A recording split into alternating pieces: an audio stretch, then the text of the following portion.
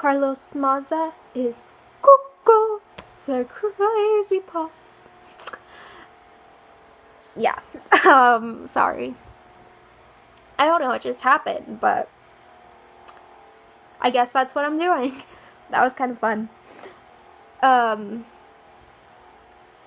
kind of think that Carlos Maza just wants attention, and I think that he's going about it in the wrong way. I think that he could have done it in a much more positive way, I guess, and if he wanted to get people's genuine attention, he could have done it in a much more polite way to Steven Crowder. I feel like, Steven Crowder did it a lot more respectfully. That's just me, though.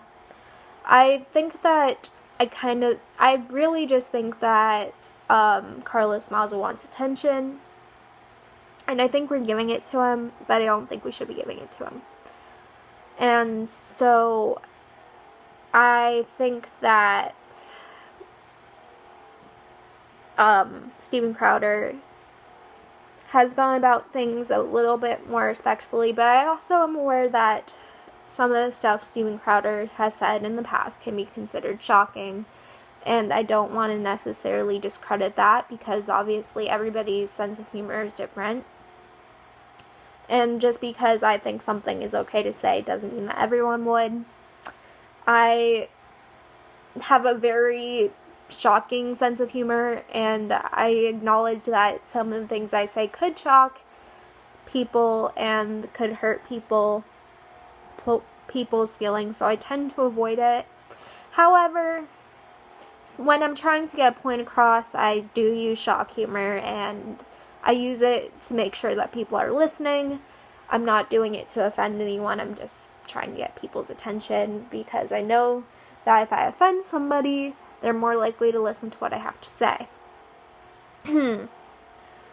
So that's kind of where I stand on that. I'm aware that Carlos Maza has the right to be mad and upset. I'm not saying that he doesn't. I'm just saying that he could have gone about it in a much better way.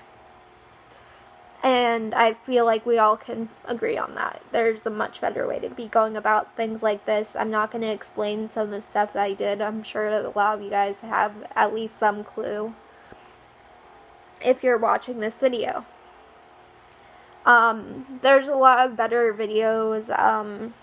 I think that there's better channels that would probably explain this a little bit better, but there's been a lot of stuff that's been said and done and stuff like that, and I think that we should be very cautious. In this situation, it's a little heated, so I'm kind of trying to diffuse the situation a little bit. I'm not trying to add fuel to the fire, and obviously I don't encourage hate on either side. If anybody gives someone hate because they disagree with them, then that's wrong, and I always stand by that statement.